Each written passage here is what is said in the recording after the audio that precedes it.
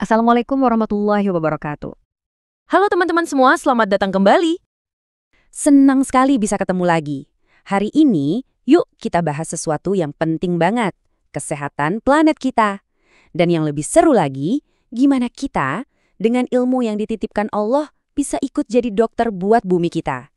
Coba kita bayangin bareng-bareng ya, kalau lingkungan kita kotor, tercemar, alam jadi nggak seimbang, itu kan ibaratnya bumi lagi sakit, lagi demam.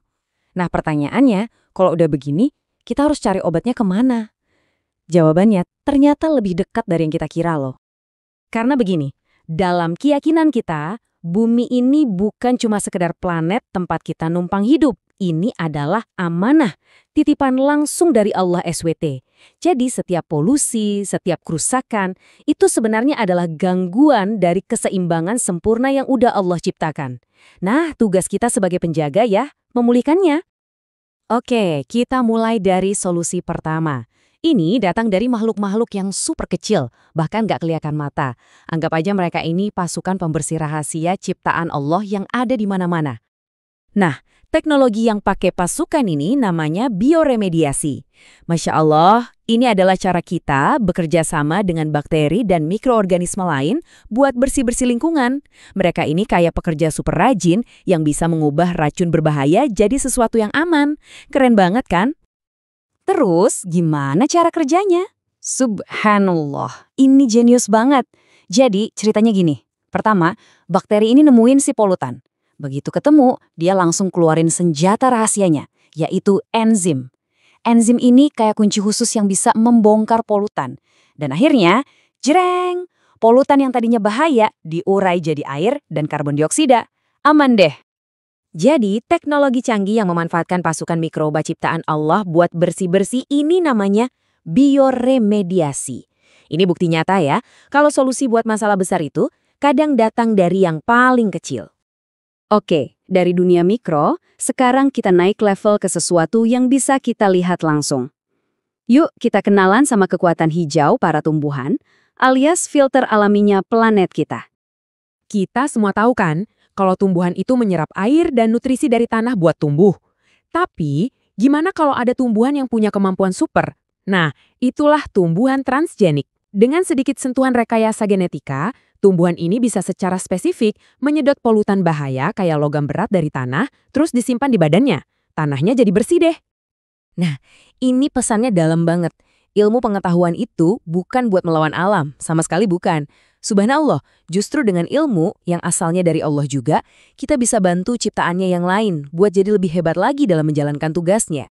Yap, tumbuhan dengan kemampuan super yang di-upgrade lewat genetik ini kita sebut tumbuhan transgenik. Tapi, pernah kepikiran nggak gimana sih caranya para ilmuwan bisa melakukan itu? Yuk kita bedah lebih dalam lagi. Nah, sekarang kita masuk ke inti teknologinya. Gimana caranya kita bisa kasih kemampuan super tadi? Jawabannya ada di pemahaman kita tentang kode kehidupan atau rekayasa genetika. Rekayasa genetika itu gampangnya teknologi buat memodifikasi buku manual kehidupan, yaitu DNA. Bayangin aja DNA itu kayak kitab resep raksasa yang ditulis langsung oleh sang pencipta. Nah, rekayasa genetika ini memungkinkan kita buat ibaratnya copy-paste satu resep, misalnya resep buat menyerap logam berat, dan kita masukin ke kitab resep makhluk hidup lain. Prosesnya, kalau disederhanain ya, sebetulnya rumit dan butuh ketelitian tinggi. Pertama, gen yang kita mau itu diambil dulu. Kedua, gen ini ditempelin ke semacam kurir genetik. Ketiga, si kurir ini masukin gen baru tadi ke sel tumbuhan. Dan terakhir, sel yang udah di-upgrade ini kita perbanyak di lab sampai jadi satu tanaman utuh. Luar biasa kan? Jadi, proses mengoprek buku resep kehidupan buat menghasilkan sifat baru yang bermanfaat inilah yang kita sebut rekayasa genetika. Sebuah ilmu yang lagi-lagi nunjukin betapa luasnya pengetahuan Allah dan kita ini baru tahu secuil aja. Oke, kita udah lihat 3 strategi biologis yang keren-keren banget. Sekarang, yuk kita tarik benang merahnya dan kita hubungkan semua ini kembali ke peran kita di muka bumi. Jadi, intinya ada 3 ya.